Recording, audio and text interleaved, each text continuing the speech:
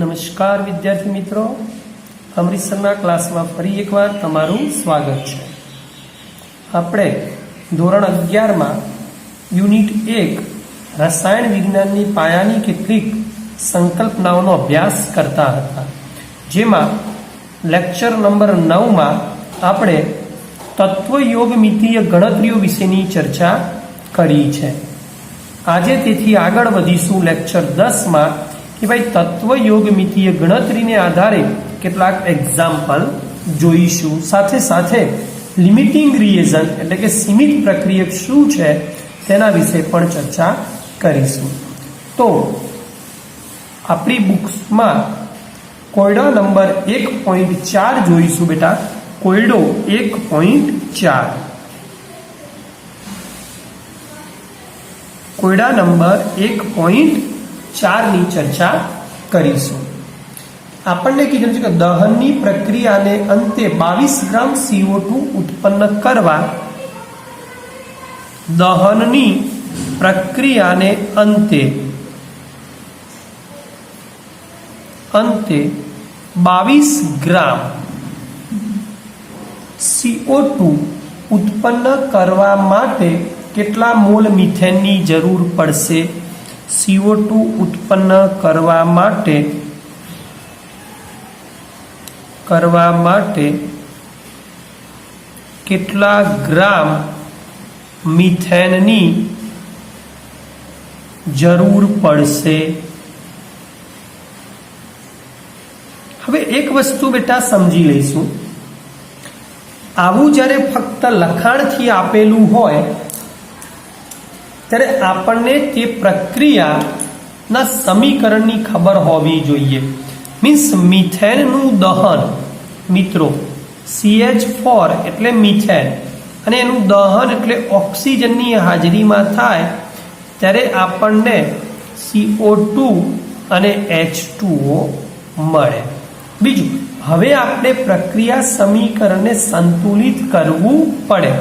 Carbon 1 છે, carbon 1 છે, hydrogen 4 છે, 2 છે, અહીંયા 2, જે આપણે આગળના લેક્ચરમાં જોઈ ગયા છીએ.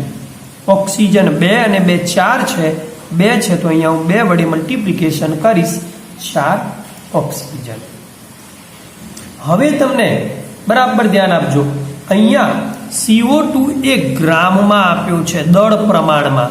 મેં તમને આગળના લેક્ચરમાં કીધું હતું કે દળ પ્રમાણ આપ્યું હોય તો દળ પ્રમાણ ગણવાનું. તો CO2 નું આણ્વીય દળ ગણીશું, કાર્બનના 12, ઓક્સિજનના 16, એટલે થયો 44 ગ્રામ CO2 મળે. ત્યારે આપણને કેટલા ગ્રામ મિથેનની જરૂર પડશે? મિથેનનું પણ દળ પ્રમાણ જરૂરી છે, તો આનો બી આણ્વીય દળ ગણીશું, 12 અને આના 4, 16 ગ્રામ. હવે આપણે CO2 માંથી મિથેન ગણવાનો છે, તો પ્રશ્ન અહીંયાથી શરૂ થાય કે 44 ગ્રામ CO2 જો આપણે લઈએ બેટા, તો આપણને 16 ગ્રામ શું મળે? મિથેનની જરૂર પડે. જો આપણે 44 ગ્રામ CO2 મેળવવો હોય તો 16 ગ્રામ મિથેનની જરૂર છે. ધેરફોર આપણો પ્રશ્ન બેટા 22 ગ્રામ CO2 મેળવવો હોય તો ક્વેશ્ચન માર્ક કેટલાની જરૂર પડે? તો પ્રશ્નનો જવાબ થશે 22 ગુણ્યા 16 અને ભાગ્યા 44. ઓકે, ગણી કાઢીશું. કેટલા આવે છે? 2, 16, 8 ગ્રામ મિથેનની જરૂર પડે. હવે આ જ પ્રશ્ન કેટલા મોલ કીધા હોત તો? કેટલા ગ્રામની જગ્યાએ મોલ, આપણી બુક્સમાં મોલ લખેલા છે, કેટલા મોલ કીધા હોત તો કેટલા મોલ મિથેનની જરૂર પડે? તો બેટા બસ મોલ કોન્સેપ્ટ લઈ લેવાનો. એમાં બરાબર ધ્યાન આપીશું કે ભાઈ આના 44 ગ્રામે આના કેટલા મોલ છે? 1 મોલ છે. સમજો, આના 44 ગ્રામે આના 1 મોલ છે તો 22 ગ્રામે કેટલા મોલ? તો મોલ આવી જાય, ગણી શકો છો। મોલ ગણવું હોય તો શું આવશે? 44 1 મોલ તો 22 કેટલા? 44 1 તો 22 કેટલા? 0.5 મોલ। આ આપણો જવાબ આવી ગયો। 0.5 મોલ મિથેનની જરૂર પડે।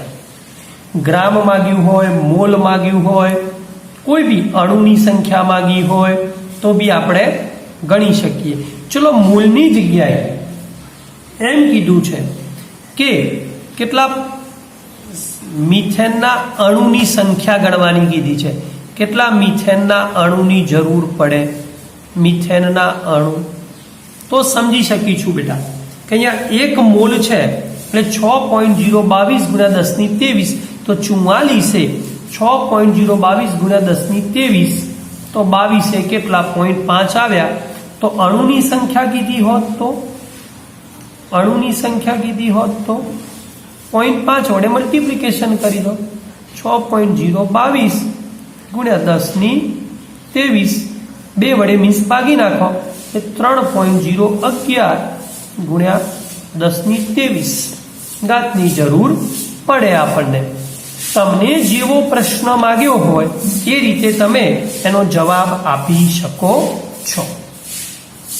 હવે બહુ જ મહત્વના ટોપિક તરફ જઈ રહ્યા છીએ જેનું નામ છે સીમિત પ્રક્રિયક। તો આપણો ટોપિક છે સીમિત પ્રક્રિયક। સીમિત પ્રક્રિયક જેને આપણે લિમિટિંગ રિએજન્ટ કહીશું। લિમિટિંગ રિએજન્ટની વાત છે બેટા। બહુ સરસ મજાનો પ્રશ્ન છે, ધ્યાન આપીશું। જેને ટૂંકમાં LR તરીકે જ ઓળખવામાં આવે છે, લિમિટિંગ રિએજન્ટ, સીમિત પ્રક્રિયક। એક્ઝેક્ટ સીમિત પ્રક્રિયક એટલે શું એ વ્યવહારિક ઉદાહરણથી સમજાવું એ પહેલા તમને એની ડેફિનેશન અને સમજૂતી આપી દઉં પહેલા કે બેટા સીમિત પ્રક્રિયક એટલે શું, લિમિટિંગ રિએજન્ટ એટલે શું। ઘણીવાર આપણે રાસાયણિક પ્રક્રિયાઓ કરતા હોઈએ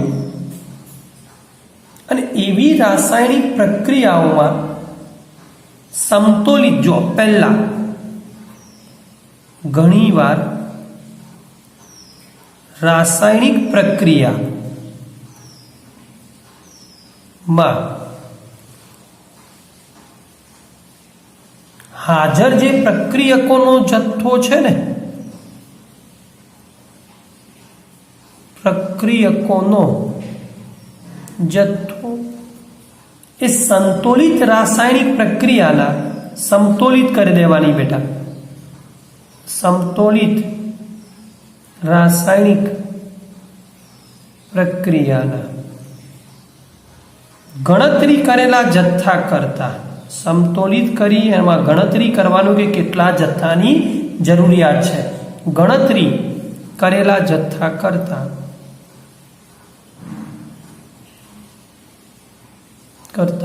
પ્રક્રિયકોનો જથ્થો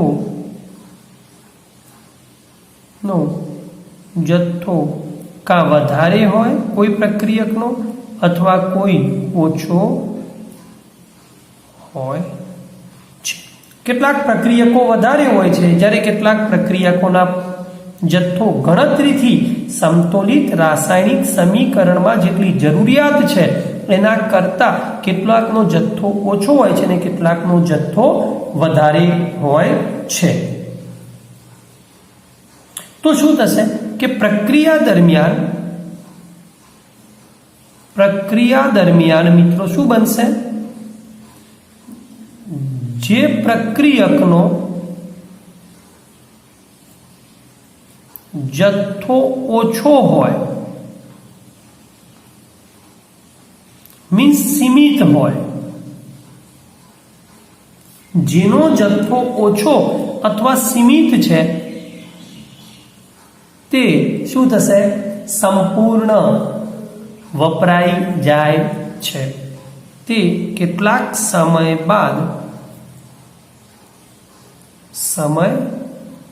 બાદ સંપૂર્ણ વપરાઈ જાય છે. એ જથ્થો સંપૂર્ણ વપરાઈ જશે બેટા, અને બીજો જે જથ્થો વધારે હતો એ ત્યાંના ત્યાં વપરાયા વગરનો પડી રહે છે.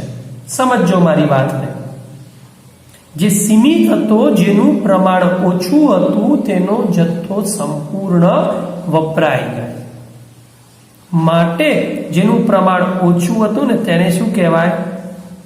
સીમિત પ્રક્રિયક. આવો જેનું જથ્થાનું પ્રમાણ ઓછું હતું એને કહેવાય સીમિત પ્રક્રિયક.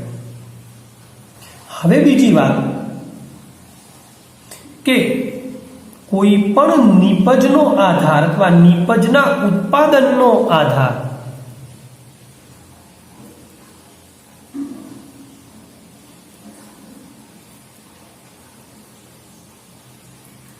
હંમેશા અસીમિત પ્રક્રિયક ઉપર જ હોય છે. સમજો બરાબર.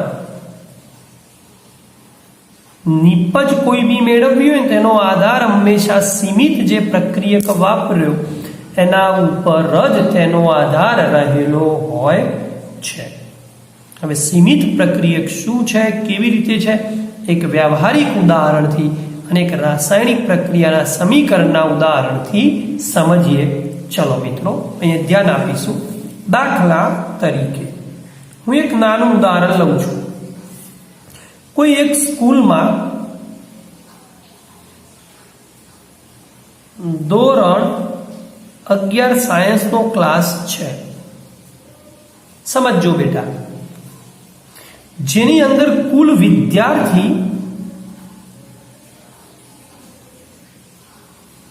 વિદ્યાર્થી 50 છે. ધારો કે કોઈ વિદ્યાર્થીનો એમાંથી બર્થડે છે અને એના પેરેન્ટ્સ, સમજો, એના પેરેન્ટ્સ દરેક વિદ્યાર્થીને 2 પેન આપવા માંગે છે.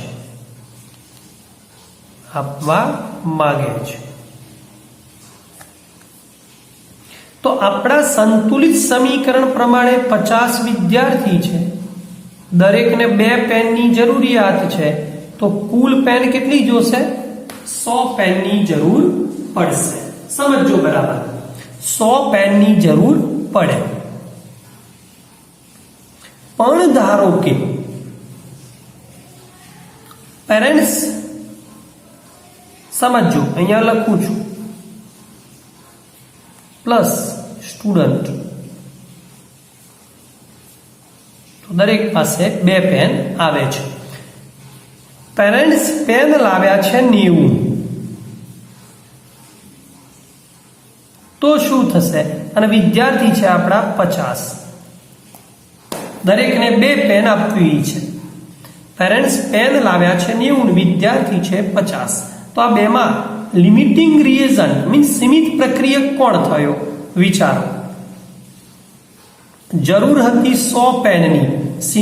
જ્યારે સમતોલિત સમીકરણ કરીએ છીએ આપણું, ત્યારે જરૂર હતી 100 પેનની, પણ લાવ્યા છે કેટલી? 90. તો પેરેન્ટ્સની જે બોલ પેન છે ને એ સીમિત પ્રક્રિયક થઈ. સમજી લેજો બરાબર. તો આપણે કેટલા વિદ્યાર્થીને 2 પેન આપી શકીશું? હવે વિચારો તો એ આને આધારે ગણાય કે આને આધારે? જે લિમિટિંગ રિએજન્ટ આવ્યો ને એને આધારે જ નિપજ મળે. તો 45 વિદ્યાર્થીને જ આપણે 2 પેન આપી શકીશું. બરાબર સમજી લેજો. તો હંમેશા નિપજની ગણતરી એ સીમિત પ્રક્રિયક લિમિટિંગ રિએજન્ટ ઉપર જ આધાર રાખે છે. ઓકે બેટા, એક સરસ મજાનું ઉદાહરણ લઈ અને સમજાવું. જુઓ, ધારો કે મિથેનનું CH4 છે, એનું આપણે દહન કરીએ છીએ ત્યારે આપણે જાણીએ છીએ કે CO2 અને H2O મળે છે. હમણાં જ આગળના એક્ઝામ્પલમાં જોયું કે CO2 ના જ્યારે 16 ગ્રામ હોય, CH4 ના 16 ગ્રામ હોય એ CO2 ના 44 ગ્રામ આપે છે. ત્યારે O2 કેટલા ગ્રામની જરૂર છે? 32 ગ્રામ. સમજી લો, 16 ગ્રામ CH4 મિથેને O2 ના 32 ગ્રામ સાથે પ્રક્રિયા કરી અને 44 ગ્રામ નીપજ આપે છે. હવે એક બીજી વસ્તુ, ધારો કે, સમજો બરાબર મિત્રો, સમજ્યા જેવું છે બેટા, આ 10 ગ્રામ આપ્યા છે તમને અને આ 20 ગ્રામ આપ્યા છે. બોલો, તો નીપજ કેટલી મળશે પહેલી તો? અને બીજો LR કોણ છે? LR એટલે સીમિત પ્રક્રિયક કોણ છે? આ બે ગણવાનું કીધું છે. તો શું કરશો? બરાબર સમજી લેજો. આના 16 ગ્રામે કેટલા ગ્રામની જરૂરિયાત છે બેટા? 32 ગ્રામની જરૂરિયાત છે. તો આના 10 ગ્રામે કેટલાની ગણી દો. ચલો, 16 એ 32,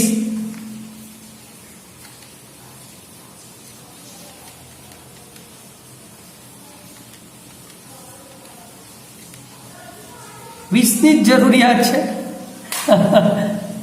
ચલો અહીંયા લઈ લો. તો આના 20 ગ્રામ આપ્યા છે, તો એક બી લિમિટિંગ રિએજન્ટ નથી. આના 10 આના 20 ની જ જરૂરિયાત છે.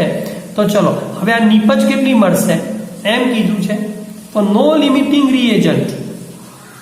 લિમિટિંગ રિએજન્ટ નથી અહીંયા, કારણ કે આના 10 આના 20 ની જ જરૂરિયાત પડે છે.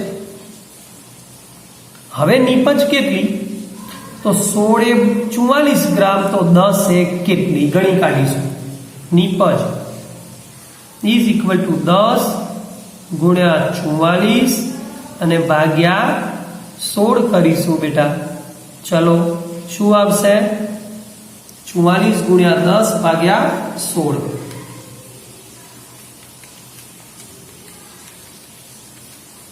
27.5 ગ્રામ આપણને શું મળ્યો? CO2 મળે. યાદ રાખીશું, 27.5 ગ્રામ CO2 મળે છે. બીજી એક વાત, ધારો કે આ સમજૂતી છે બેટા તમારી. અહીંયા આ મિત્રોએ લઈ લીધા છે 15 ગ્રામ અને અહીંયા તમને આપ્યા છે 25 ગ્રામ. આ 15 ગ્રામ છે, આ 25 ગ્રામ છે. તો હવે વિચારો, 16 એ 32 ગ્રામની જરૂર છે, તો 15 એ કેટલા ગ્રામની જરૂર પડશે? સમજી લો, 30 ગ્રામની. કોમન સેન્સ છે, 30 ગ્રામની જરૂરિયાત છે. CO2 ના 30 ગ્રામની જરૂરિયાત છે, પણ આપ્યા છે 25. તો LR કયો થયો? જરૂર હતી 30 ની, આપ્યા છે 25, ઓછા આપ્યા છે, માટે અહીંયા LR બન્યો. આ પ્રક્રિયામાં, બીજી પ્રક્રિયામાં બન્યો કોણ? O2. લિમિટિંગ રિએજન્ટ છે. મેં તમને હમણાં જ કીધું નીપજ કેટલી મળશે. ચલો, નીપજ કેટલી મળશે? હવે તો મેં તમને છેલ્લો શબ્દ કીધું કે નીપજના ઉત્પાદનનો આધાર હંમેશા સીમિત પ્રક્રિયક ઉપર જ હોય છે. તો ગણવાનું શું હવે? સીમિત પ્રક્રિયકને આધારે. તો 32 ગ્રામ જ્યારે O2 હોય ત્યારે 44 ગ્રામ આપણને CO2 મળે. ધેરફોર આપણને તો આપે તો 25 લિમિટિંગ, તો 25 ગ્રામ O2 હોય ત્યારે કેટલા ગ્રામ CO2 મળે? તો 25 ગુણ્યા 44 ભાગ્યા 32 ઇઝ ઇક્વલ ટુ 34.375 ગ્રામ આપણને શું મળે? CO2 મળે. આ રીતે ગણવા પડશે. બરાબર યાદ રાખીશું. નીપજના ઉત્પાદનનો આધાર હંમેશા સીમિત પ્રક્રિયક ઉપર જ રહેલો હોય છે। આ જેમ ગ્રામનું દળ પ્રમાણ જોયું એ રીતે મોલ પ્રમાણ હોય, એ જ રીતે અણુઓની સંખ્યાના પ્રમાણને આધારે પણ ગણી શકાય। જે વધુ ઉદાહરણથી આગળ ઉપર જોઈએ છે, આ ફક્ત ને ફક્ત તમારી સમજૂતી હતી સીમિત પ્રક્રિયકની। સીમિત પ્રક્રિયકનો બુક્સ લેવલનો એક્ઝામ્પલ છે આપણો કોયડો 1.5, જે વિગતે જોઈએ। ચલો, કોયડો 1.5 શું કહે છે બેટા? ચલો હવે કોયડા તરફ ધ્યાન આપીશું। 1.5 બરાબર ધ્યાન કે 50 કિલોગ્રામ N2, 50 કિલોગ્રામ તમને ડાયનાઇટ્રોજન ગેસ આપ્યું છે અને 10 કિલોગ્રામ H2 ને 10 કિલોગ્રામ H2 ગેસને NH3 મેળવવા માટે મિશ્ર કરવામાં આવ્યા। NH3 મેળવવા માટે મિશ્ર કરવામાં આવ્યા। ગુડ, એક ટોપિક કમ્પ્લીટ। આગળ, ઉત્પન્ન થયેલા NH3 ની ગણતરી કરો। ઉત્પન્ન થયેલા